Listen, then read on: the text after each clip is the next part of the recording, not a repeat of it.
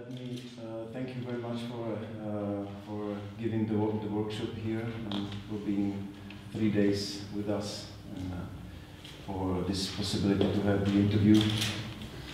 And so I would just ask you firstly, you spent 3 days in Brno.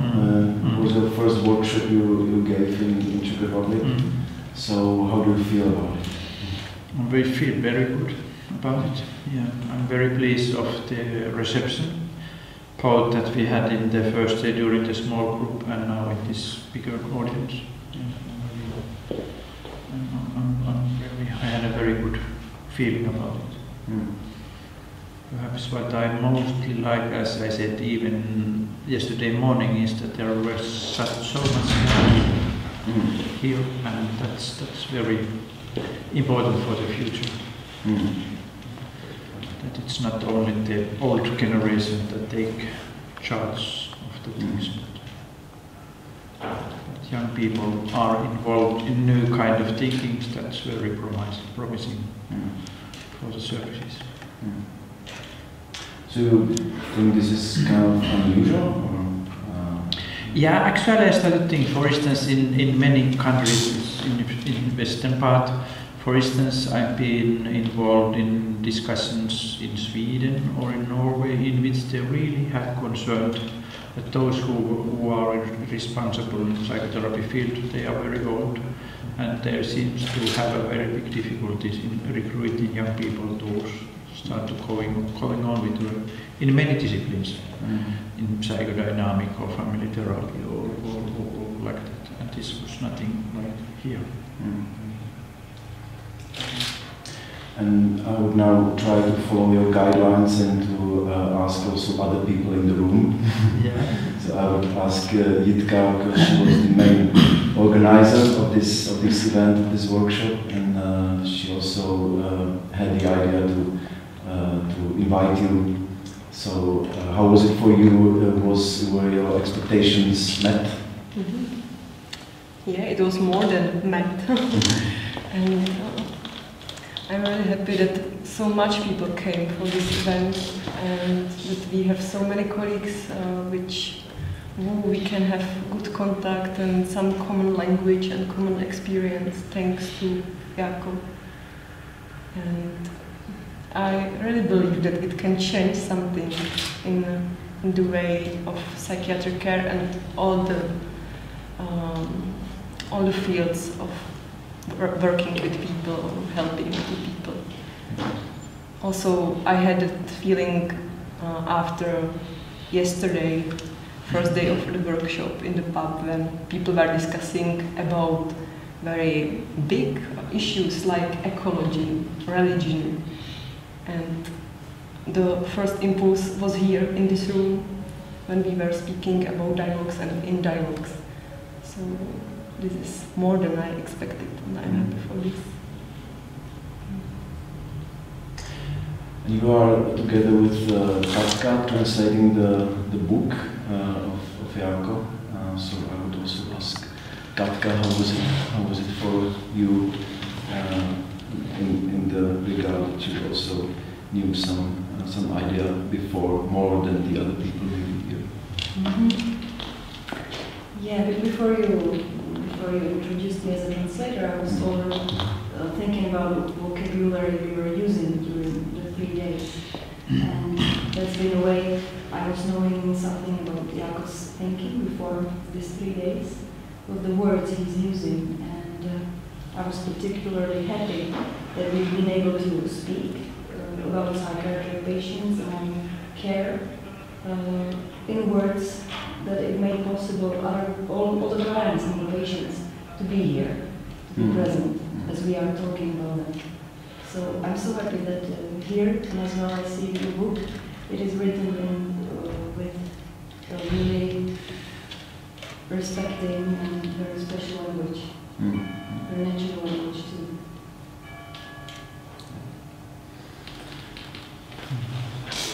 So, do you have any comments what Jitka and Katka said?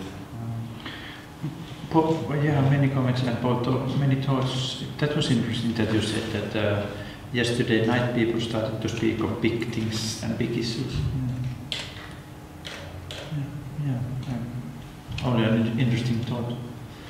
For me, of course, all this is a very big issue, and it's a very big issue to have access to deal with the kind of basic human values in a way in which I feel myself that I don't need to do any compromises with how do I feel that human life and ethics of it should be, and I can do the work in the way that follows those criteria. It's an important important issue personally, and of course I'm very glad if this kind of ideas support people in their way of doing their practice in a way that they don't need to make compromises all the time. So that's what I started doing after Jitka's comments, even if not thinking so much of these big ecological issues, but perhaps they are related. And to comment of that it was possible to speak with the things of patients in a way that they were present here, and of course that's one part of this respectful way of dealing of our issues. I was a bit excited in the after we had the consultation today, and Petra asked if he could stay here. And I was a bit excited that to go on with the discussion. What did you see taking place there? Because sometimes I'm also said that it's not always that respectful than we expect to be, but nothing like that happened here. So people immediately realized that what is the language that we use that is in line with the respect of our clients, and perhaps it's a good practice, a kind of rehearsal, that we always speak of our clients as if they were here. And that happened concretely, even if when he was left, the patient was left, so the same way of discussing of the situation went on. Well, let me get back to the past a little bit, because as I counted, it's like 30 years since you've started to do the open dialogue meetings in Finland, or something about 30 years. So if you would compare the time before 30 years ago and now, the difference between the practice in Finland, and if you would say just really very important changes that happened since that time, what would it be? What are the changes that has taken place during the 30 years? That has taken place during in the practice. Yeah. Thank you for such an easy question. Well, of course, many big changes in the beginning when we started to work in this open way of meeting, open meeting. It meant to us that we always speak in a way that our clients are there when we make treatment meetings and we make plans for the treatment. And also we thought that we always invite families into those meetings when someone has made a contact to us, for instance, make a contact by coming into the hospital. And already those things were enormous changes in the way of organizing the system. Meaning that everything is now open for the patient being there from the very beginning. That changed our way of speaking of the problems with the families. And then the other thing, inviting the family, that also was a huge change in the way that, because step by step we realized that the question of meeting with the family is no longer trying to change them, trying to make them interact with each other in a different way, but they became a kind of allied to us in the treatment, and that was very relieving experience, even if very confusing in the beginning. And then thereafter, of course, it was the way to open up, to start to look all new way of understanding of human life, or at least the life with our services in a new way. And lately, I suppose that it has meant a lot also for looking at the entire human life in a different way. And now I mean that different way that when at the time when we started, the focus was on the patient or on the family. So not much more the focus is to understand the relational being. It's the relation we live in every moment of our life, and it's the relation we are constructed of. And it's in a way it's a very different understanding compared to, for instance, the systemic understanding that we were dealing early 80s, and at the same time perhaps it's not that big difference that we every now and then think about. So if you say that before the focus was more on the individual or on the family and to change them, so would it be possible to say some focus now, like what is the purpose of the work, of the meetings?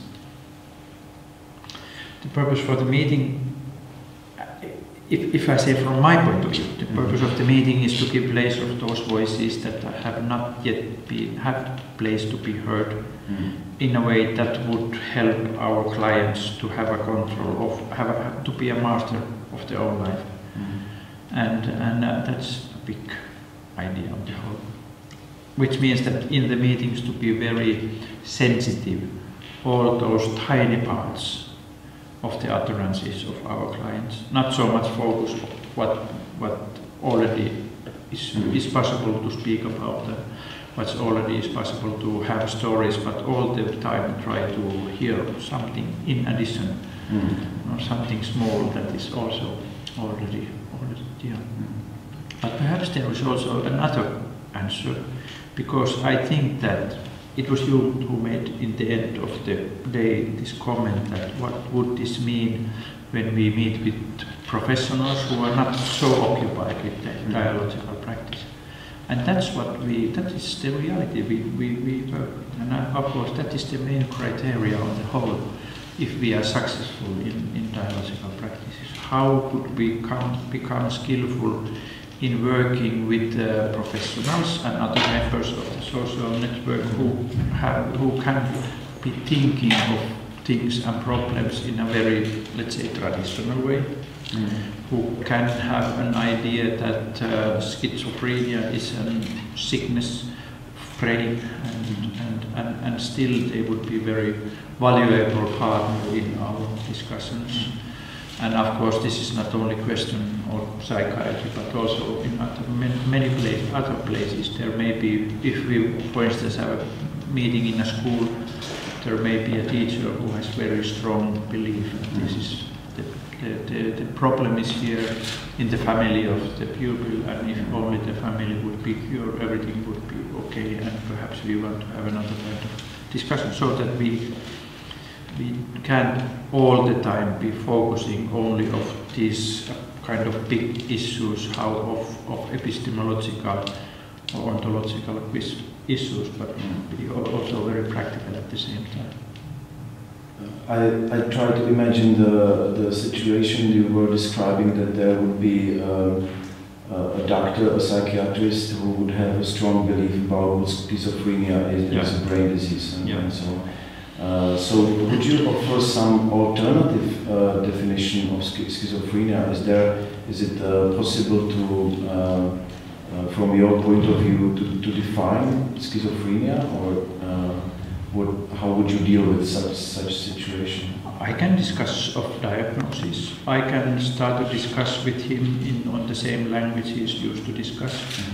I'm not afraid that if I start to use diagnostic names, that would be harmful for the patient, for instance, in some way. That's something that we should avoid. I could be quite openly to ask a question, and I could even make my proposal for the diagnosis if that would be feasible. So that I think that it's important to be open to have the discussion on the language that, for instance, so important persons in the network of the patient as the doctor in charge is. So that's what I would do in that kind of situation.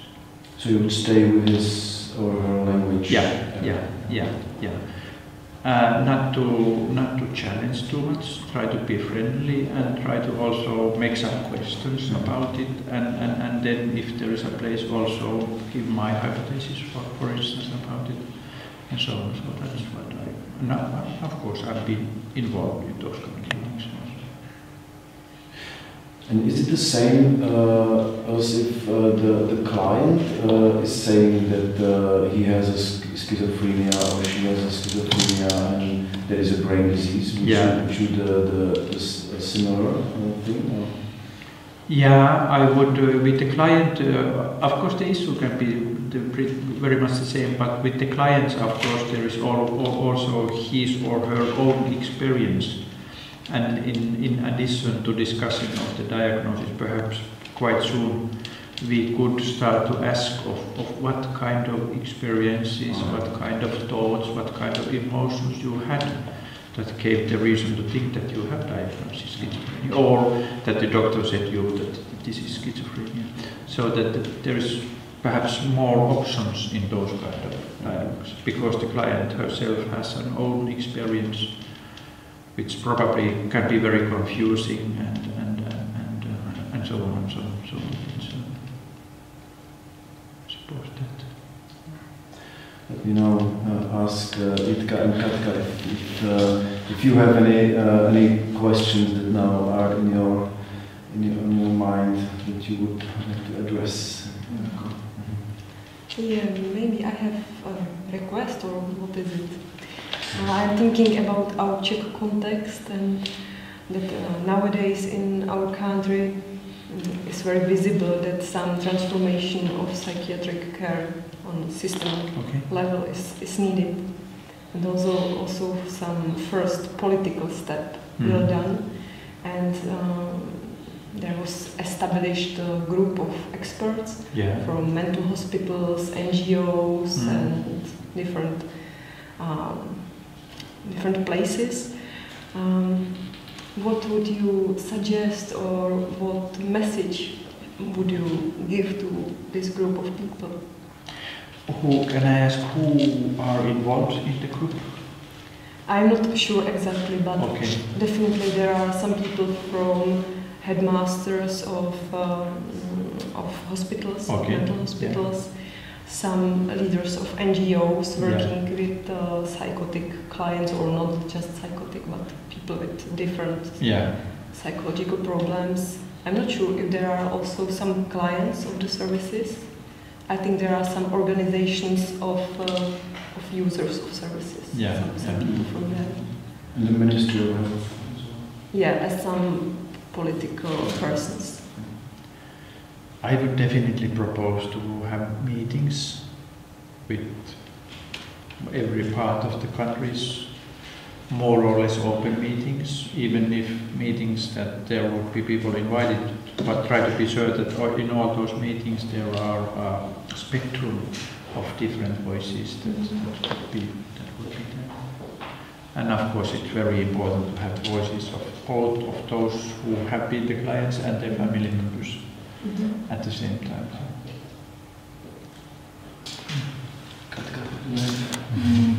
Yeah, thoughts in my mind, but something is connected with Jitka, and let's say that Jaakko, I think you've been known even in Czech Republic for having quite provoking voice to psychiatric care and psychiatric discipline as well. And yet you've been working very long in your life in other psychiatric disciplines. So I know also that you evaluate high some little parts, but you are challenging some parts, and what are they? But I'm challenging psychiatry. First, I would like to say that someone has tried to put a label on me that this is anti-psychiatry. And definitely, I'm not anti-psychiatry. I'm pro-psychiatry. I'm for psychiatry. I'm pro good mental health care. And I definitely also think that should be a part of the public services. And I, all my life, and also in the future, I want to work inside, not outside. And outside the system. And this is very, very important political decisions, that all the way around work inside and try to have our message there. But what challenge, that was your question. So to me the most important, the first thing is to challenge this, how would I put it, the gray everyday practice in which there is no vision at all what this is all about in the treatment of psychiatric patients. And it mostly means that the psychiatric treatment is based on myths that are not based on any kind of evidence of anything. They are only myths that our institution creates for themselves, and no one ever asks where does these myths come from. Myths can be that when some patient is hospitalized, it's one myth saying that family relations are disturbing factors for the patients, and they have to be protected space for the patient and not too much connected with the families. That's nonsense. That's one of the myths.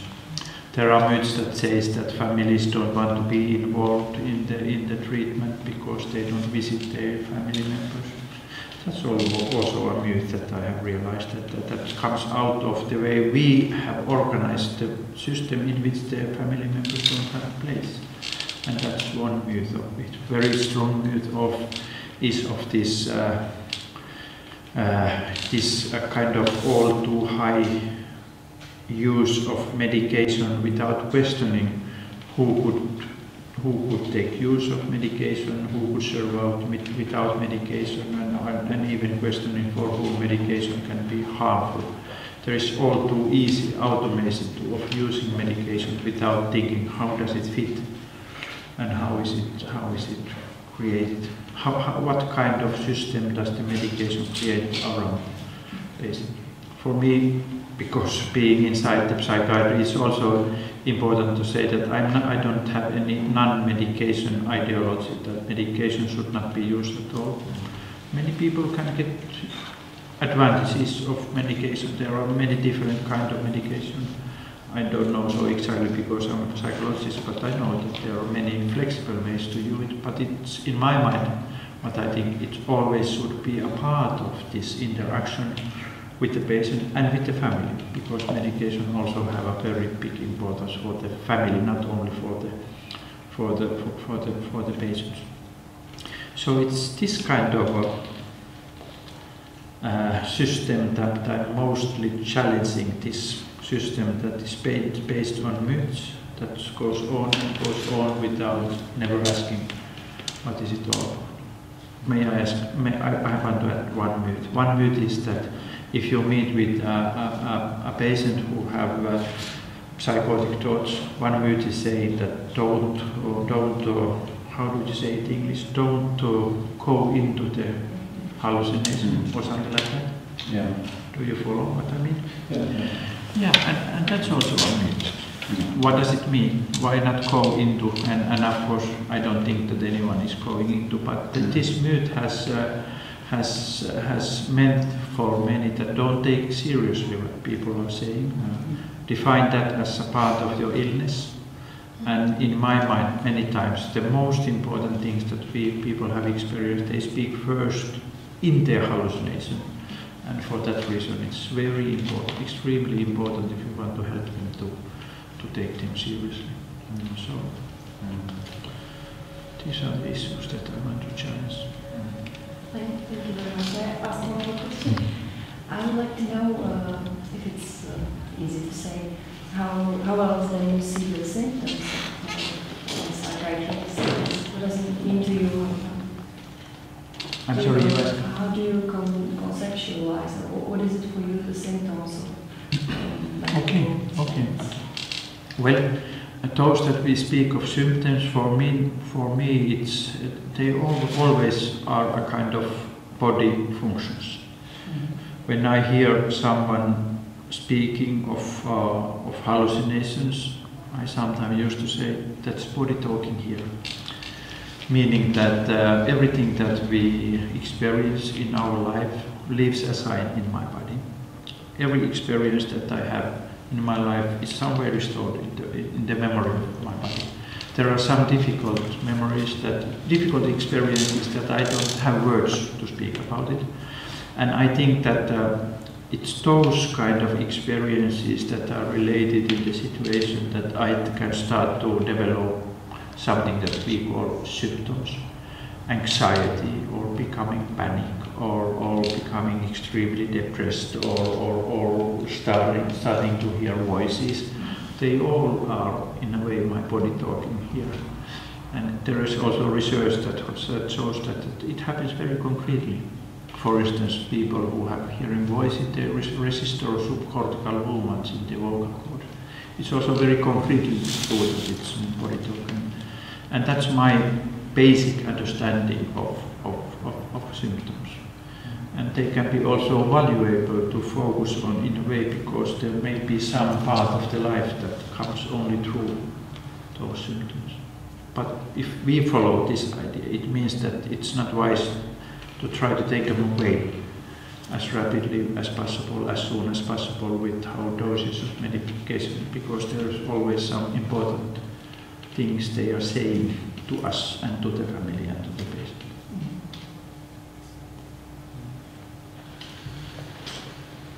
I know that there are someone who don't approve this idea.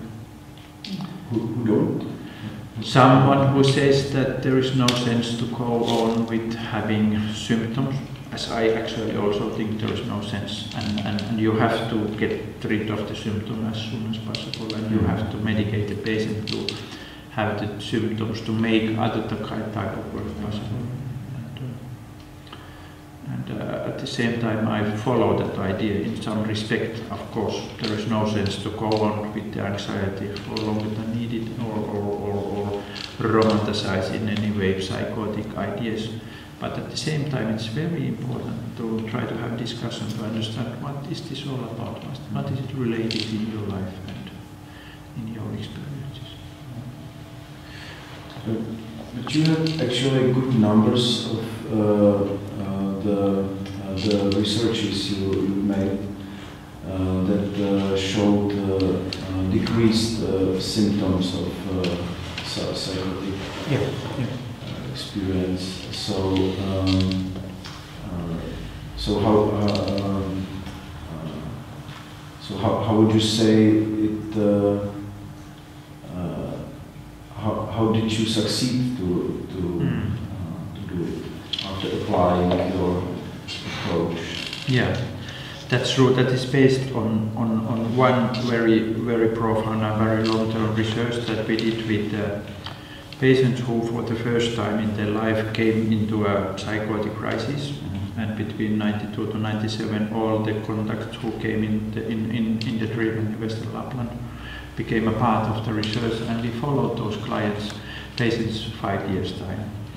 And being a part of one research project, one of the questions, for instance, was to try to find out what is the place of medication in the treatment. A second important question for us was how can we improve the treatment at home of the patient instead of hospitalizations.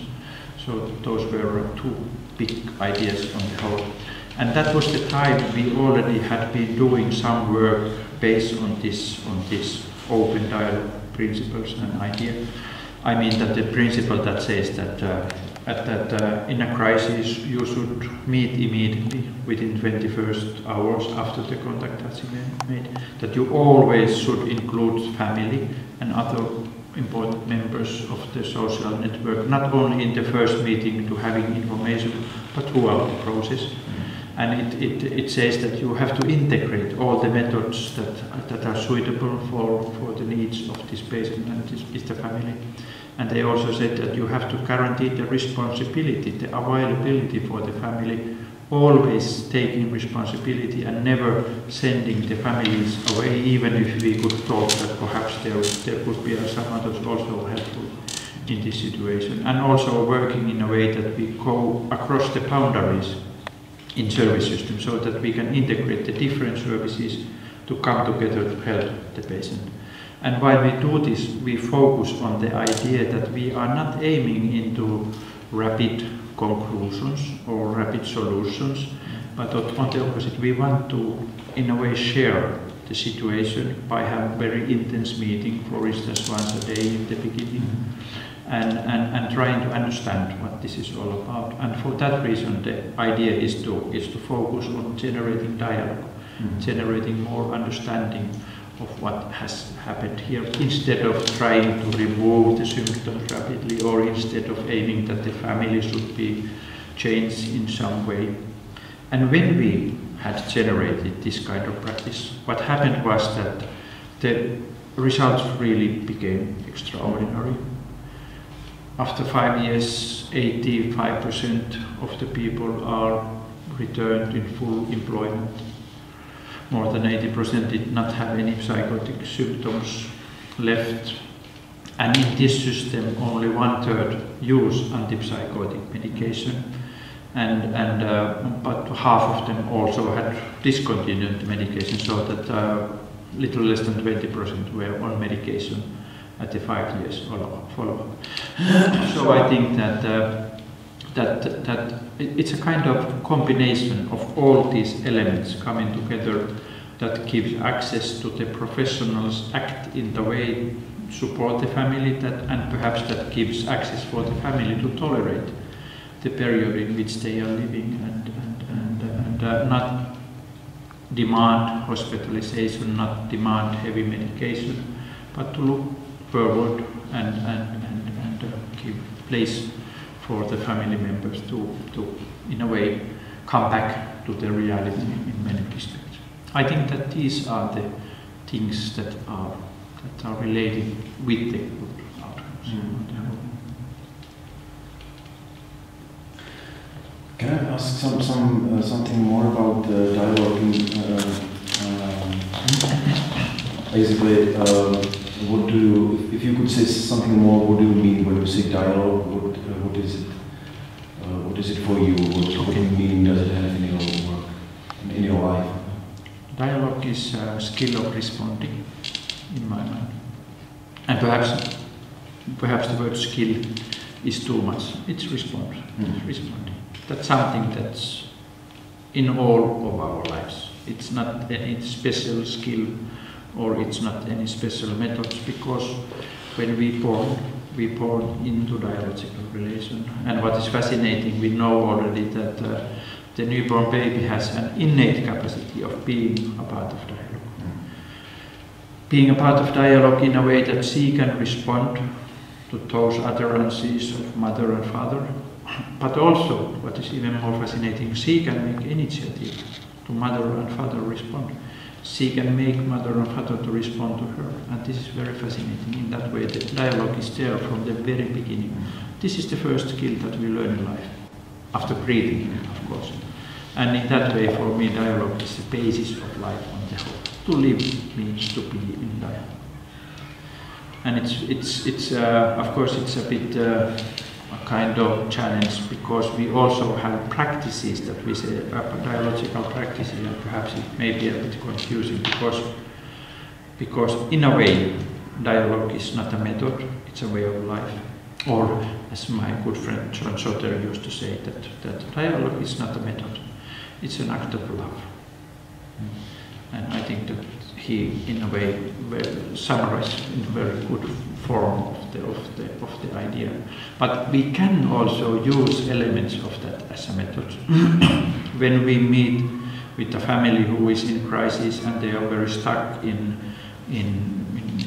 not being able to have communication in which everyone heard. So perhaps in those cases, if we train us into this dialogical skill, we can help them to again start to listen to each other and so on.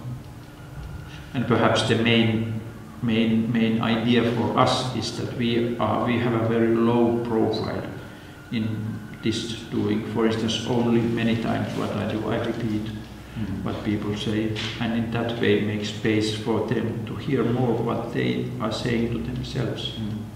And at the same time, if family members are there present, they also hear each other in a safe way.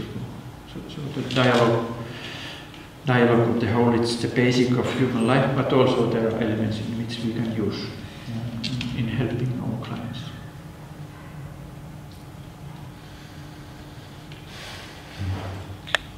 Maybe I have one more question. I'm curious more about what you were talking about throughout these 2 days workshop, and it's your shift to embody basis of human being, and you also used the term corporeal term. Yeah. So this is something new for me, and I feel really excited about it. Me too. I'm very excited about it. It was fascinating because at the 90s, when there emerged this huge wave of, as we called, decade of brain, meant that all psychiatric research was focusing on brain research and so on. Many of us became very scared that this will take over all the field, as it also did in many places in a very unfortunate way. But at the same time, they very early started to develop a very real kind of research of function of brain in relation of the body function and in relation to the social on the whole. And the fascinating part seems to be that that research has verified many times the basic ideas of dialogical way of life on the whole. And it's very important. And what has come out of it has come out of an idea that perhaps we are coming nearer to the idea that we no longer need to follow this distinction of body and soul, because we realize that in a very biological functioning of the body, the soul is there. The soul is, the mind is there, the relational mind is there in the relations that happens in a way that involves our entire body into the interaction. It's very fascinating idea. And as I know about you, you are also a researcher, and these things are quite invisible or hard to investigate on them. What method do you use for this? Yeah, we also have got a challenge to try to make sense of it. I have to tell you a bit background of this. I was very surprised because in Finland there is that is very important institute in Finland. It's called the Academy of Science. That is the highest institution that finance research, and they say that they finance basic research. And all of a sudden, last year or 2011, they announced a program in which they invited proposal for making research as human mind, as they said, and they said already in the announcement that this is time to take a kind of multidisciplinary view of human mind, taking use of the neuroscience research and taking use of the psychological and social research. And then they had opening seminars, and I was shocked. You'll never guess why I was shocked. Because the main speaker in their opening seminar was Colvin Trevart. That had become for me the most important man on the whole to understand human life. And I was so shocked, positively way, that immediately I started to make research of the access. And then step by step we developed an idea that perhaps we could also, with our experiences of being involved in dialogical practices, propose a research program. And then we developed an idea, what we call relational mind research program. And in 2 phases we prepared an application. And as a surprise, we got €1 million to do research about it. and this is also important because our research is not only making research of brain, but our research is making sense of the embodied way of being in dialogue, in dialogical moments. And I'm very pleased that the Academy of Science or the panel realized that this is the future. It's not only making research of the brain, but it's to make research of our entire body being involved in the relations. And that's what we are now trying to follow. And coming back to your question, how do we do it? We try to look in a couple therapy situation, how two therapists and two clients are attuning to each other in the moment, in dialogue. We look what happens in the dialogue. We interviewed one day after what happened in the inner dialogue, and in addition we also look very carefully what happens in their body actions. We make some measurement of the autonomic nervous system. We make very clear and precise filming of their face, how they're in their face answer to each other, and in this way we try to, at least it's our idea, that we try to grasp everything that happens in moments of change in this kind of dialogue. I don't know any other research of this. There are some studies already that has done with this idea, but never in real setting, never in, for instance, in real therapeutic setting. So that in one way this psychotherapeutic talk introduced a new possibility for basic science also understand much more of human life that was possible on the whole. So I'm very inspired and thrilled of this possibility to make this kind of research and look forward a lot of finding more ideas, especially of the point of view that dialogue not only as a spoken forum, but dialogue as an embodied action taking into account the entire system. I was just also wondering, as we are psychologists talking here, but I know that you said you have quite wide experience by in how many contexts and different fields of practices people feel inspired by the work. Could you say what context, to what context is it useful? Our basic background comes out of psychiatry, meeting with the most serious crises as psychotic crises or traumatized catastrophe and something like that. That was the basic. Thereafter, of course, very soon we realized that this is possible in many kind of mental health problems that you may have or crises in your life on the whole. Lately, I've been very positively surprised. For instance, we have had a long project in southern Norway in which these ideas are applied in child and adolescent services, also including schools, for instance. And I was surprised because it seems that as possible to have open dialogue with these pupils who come to the school nurse together with fellow people to speak of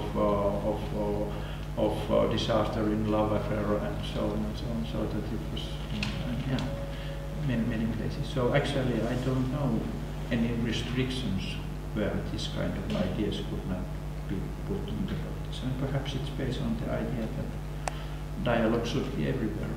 Everyone can take use of dialogue. But of course there is also a question, what is the sensible way to put that into practice? Which takes me to maybe a final question. As you said that you don't see any restrictions, and you also travel a lot and you do a lot of workshops and meetings all around the world, and people start to apply the ideas into their practice. What do you see as the main challenge for these ideas to go on and to spread? What is the big challenging part? I think that one and very big challenge is that it still is too complicated. the idea that, for instance, I try to speak. I have been now speaking 2 days, and in one, perhaps in one small way, succeeded to deliver one message or some message, but it's too complicated. It's all too complicated that you need 2 days to speak about it to become comprehensive with one idea. And we need some ways to make it simpler. We need some ways to make, for instance, the simpler to introduce the idea, to make it much more concrete, without fear that we lose something if we make it much more practical and concrete description. And also we need shorter ways for the practitioner to become aware, what does this mean for my practice? Developing training programs and developing a kind of rehearsals in the training through which practitioner could adopt these ideas easier than it's now. So that at least is one challenge that I'm all the time troubling. That's something. But of course, in the end, not all too easy, because this is a big question of life on the whole. And the second big challenge that I've been working is that people do little research of their own practice. For me, it's always important to say that when you start to realize your practice, you have also learn to make evaluation of your own practice. And this is something that is not done. And that is something that we need to do more and more. This is mainly for the organization themselves, but of course the audience also will be reported while reading and perhaps that also can encourage other people to do more the same. At least those two things comes out. Okay. So I hope that we would be able to facilitate the process of getting these ideas to work and to overcome the challenges. And I hope and I know that we are not seeing you the last time. So thank you very much for connecting with us and for this interview. Thank you. Thank you. Thank you. Thank you very much. Small children. I hope they are not those rebels who kills their fathers and mothers. That happens a lot. Yes. Yeah.